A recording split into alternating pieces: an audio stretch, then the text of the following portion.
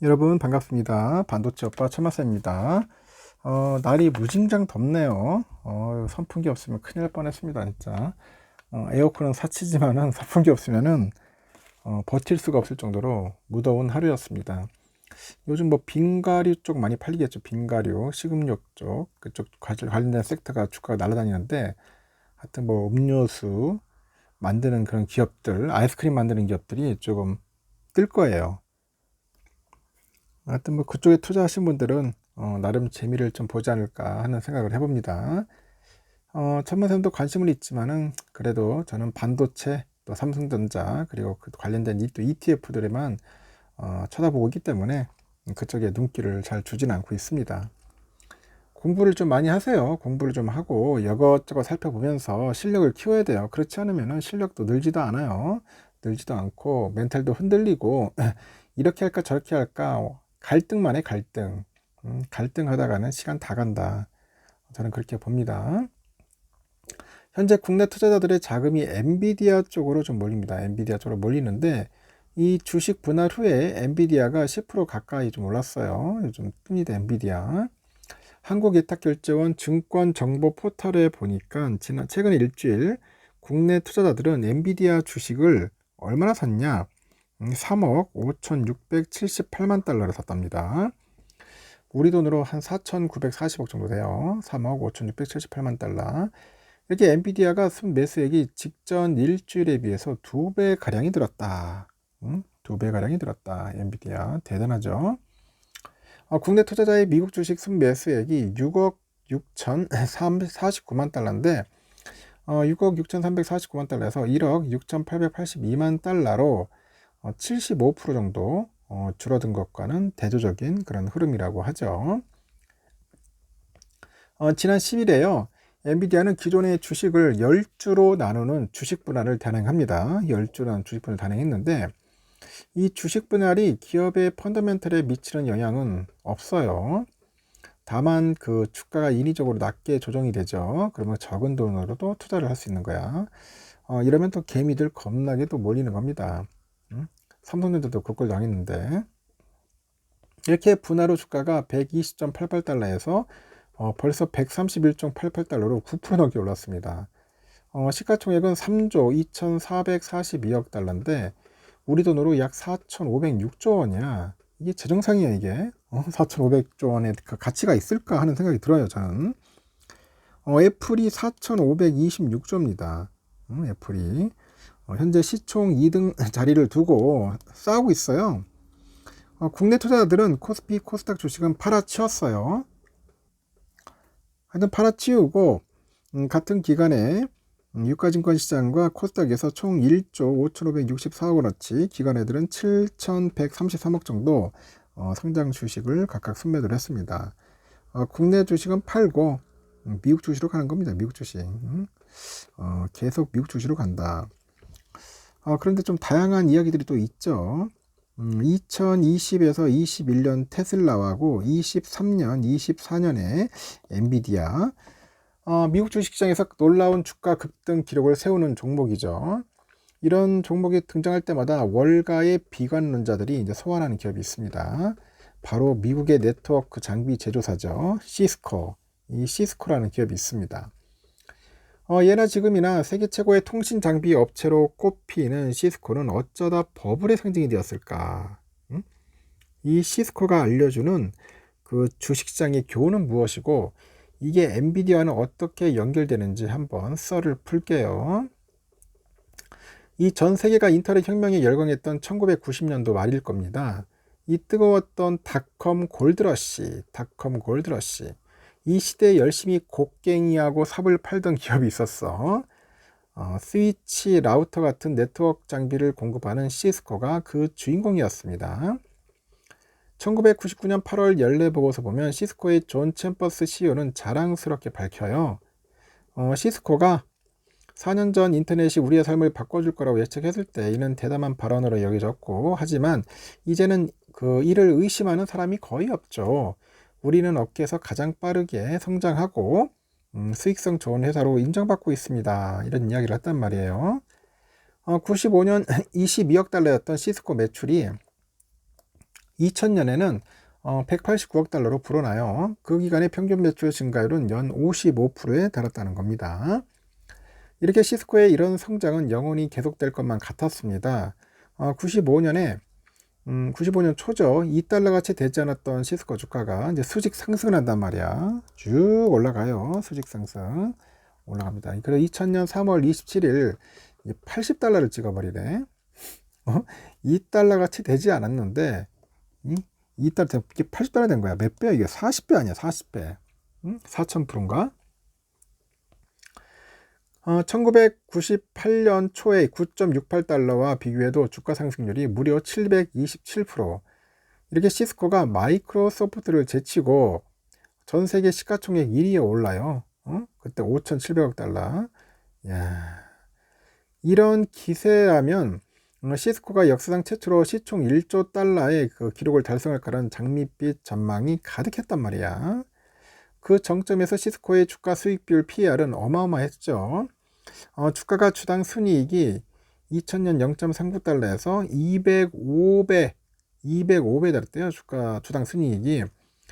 그야말로 미친 밸류에이션이었어요. 하지만 월가는 크게 의심하지 않았습니다. 그 주가 상승에 맞춰서 목표 주가를 끌어올리기 바빴어. 당시 체이스 함브레이트 퀴스티 한 애널리스트가 이를 이렇게 정당화합니다. 시스코는 매우 인상적인 성장 기록을 가지고 있기 때문에 금융계는 올해 이익의 배수가 아니라 이제 3, 4년 후에 그 수익을 생각합니다. 그리고 모든 게 무너져요. 정점을 찍은 뒤 시스코 주가가 폭락하기 시작합니다. 1년 만에 시가총액 85% 날아가요. 2002년 10월에는 주가가 8.06달러까지 빠집니다. 8.06달러까지 빠진다. 10분의 1이 단다. 10분의 1 토막 난 거죠. 다시 원위치로 간 거지 뭐. 10분의 1 통했다. 흔히 닷컴 버블이라고 하면은 실체 없이 막연한 기대감에 기술 주가가 급등하는 걸 이야기하는데, 하지만 시스코는 거품 같은 닷컴은 아니었다. 그 배너 광고가 아니라 스위치 라우트라는 실체 있는 제품을 파는 기업이었고요. 그래서 당시 시스코 성장은 시장의 실제 수요를 반영하는 걸로 보였습니다. 하지만 버블이 터지면서 그게 아니었다는 게 드러나요. 낮은 금리로 넘치던 유동성과 이에 인해서 그 과잉과 중복 투자가 연 55%의 매출 성장의 동력이었던 거고요. 205배 PER을 정당화했던 성장세는 버블이 만든 신기류였던 거죠. 재고가 쌓여갖고 2001년 3월 결국 첫 대규모 정리해고 시행, 순이익은 2001년 적자 돌아서고 2002년에는 첫 매출 감소.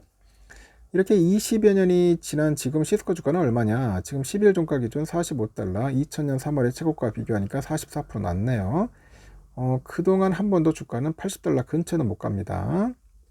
근처에도 못 간다. 실적이 24년 전만 못하냐? 아니다. 23년 시스코는 역대 최대인 570억 달러 매출 기록합니다. 주당 순이익은 3.07달러 늘었고 2000년과 비교를 하니까 훨씬 더 돈 잘 버는 탄탄한 기업이 됐어요. 시장 점유율 여전히 1등. 이 시스코가 어깨에 승자가 될 거라던 24년 전 투자자들의 전망이 어떤 면에서 맞았던 거고, 다만 문제는 주가였을 뿐 회사에는 아무 문제가 없고 돈을 잘 벌고 있어도 주가가 터무니없이 높다면 그 주식은 계속 갈 수가 없다. 뭐 그런 겁니다. 시스코 과거사를 자세히 들춘 건 엔비디아 때문이라는데, 시스코하고 엔비디아 두 회사를 비교하는 분석이 요즘 자꾸 나오는데요. 엔비디아의 주가 급등세가 워낙 극적이잖아요. 23년 그 이후로 1년 반 만에 주가가 757%나 뛰었는데, 엔비디아는 애플과 MS를 잇고 있는 시가총액 3위의 기업이에요. 주가 그래프만 보면 1999년에 시스코하고 거의 비슷해 보인다. 가슴이 벽이 뜬다. 또 공통점이 있어요. 엔비디아 역시 현대판 골드러시의 곡괭이 판매자다. 전 세계 AI 기업들은 기술 개발을 위해서 엔비디아의 고성능 GPU를 사려고 줄을 섰는데, 워낙 수요가 넘치다 보니까 엔비디아는 가격을 마음껏 높여 팔 수 있겠죠. 시스코 장비 없이는 인터넷이 없었듯이 엔비디아 GPU 없이는 AI도 없다. 뭐 그런 이야기예요. 이런 닮은 점 때문에 시스코의 그 주가 폭락이 강렬한 기억은 엔비디아의 그 비관론의 근거로 종종 거론되고, 아크의 그 캐시 우드도 지난 3월에 투자자 편지에서 밝힌 엔비디아 전망도 그랬대요. GPU 용량이 과잉 구축을 정당할 만큼 AI 소프트웨어 수익이 폭발적으로 증가하지 않는다면은 특히 클라우드 고객이 지출을 일시 중단하고 추가 재고를 조정할 수 있다. 장기적으로 닷컴 시대의 시스코와는 달리 AMD와 클라우드 서비스 기업 테슬라도 AI 칩을 설계하고 있기 때문에 경쟁이 심화될 거다. 악시오스도 최근 기사에서 시스코와 엔비디아 주가 그래프를 나란히 보여주면서 이렇게 지적을 해요. AI 기업들이 기술의 여러 문제를 해결하지 못하면 이러한 특수 칩에 대한 수요가 악화되거나 사라질 수 있고 AI 열풍은 멈출 거다.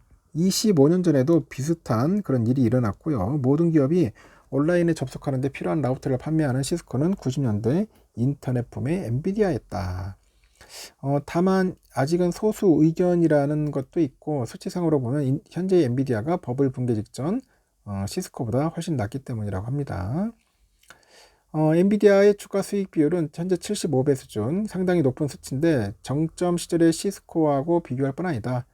시스코는 205배.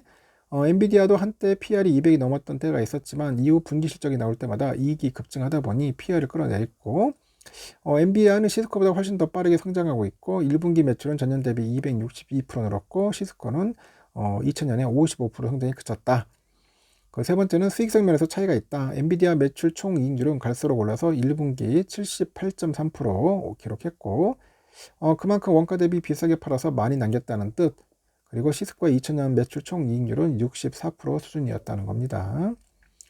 질적인 면에서 차이가 있고요. 엔비디아는 꽤 강력한 해자를 가지고 있다. 엔비디아의 소프트웨어 플랫폼 쿠다가 그것인데 2006년부터 엔비디아는 프로그래밍 소프트웨어 쿠다를 공짜로 제공을 했고 이미 전세계 개발자 470만 명 이상이 사용하는 거대한 생태계를 구축했어요. 그래서 IO 펀드의 애널도 이 점에 주목을 하네요. 소프트웨어 엔지니어랑 AI 엔지니어들이 GPU를 프로그래밍하기 위해서 배우는 것이 쿠다 플랫폼이다. 이것은 이들을 엔비디아에 묶어두는 데 도움이 된다. 이 조합은 뚫을 수 없는 해자입니다. 현재까지는 엔비디아 성장이 당장 꺾일 조짐은 잘 보이진 않는데 물론 그렇다고 해서 지금의 경이로운 성장률을 영원히 이어갈 수는 없겠다고 봅니다. 과연 엔비디아의 질주를 결국 가로막게 될 건 무엇일까?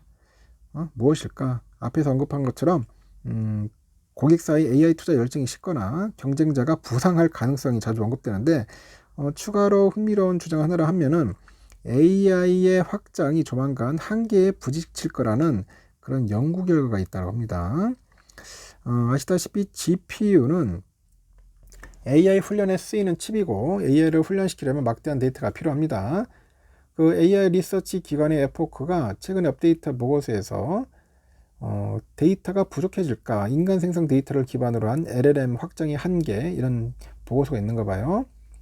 이런 AI 훈련에 활용할 고품질 데이터가 2년에서 8년 안에 고갈될 거라고 추정을 했는데 인간이 새로운 데이터를 만들어내는 속도보다 훨씬 더 빨리 AI 모델 훈련이 이루어지기 때문이랍니다. 현재 데이터의 그 재고량이 300조 토큰 정도인데 몇 년 안에 이게 바닥난다는 거죠. 그리고 심각한 병목 현상이 있답니다. 데이터 양의 제약이 발생하면 더 이상 모델을 효율적으로 확장할 수 없다. 그러니까 데이터라는 게 한없이 있는 게 아니라 생각보다 훨씬 유효한 자원이라는 거죠. 다소 놀라운 발견은 하여튼 뭐 곡괭이와 삽을 아무리 많이 만들어도 인부들 먹일 식량이 동나면 결국은 금을 캘 수 없다는 거라는 그런 이야기입니다.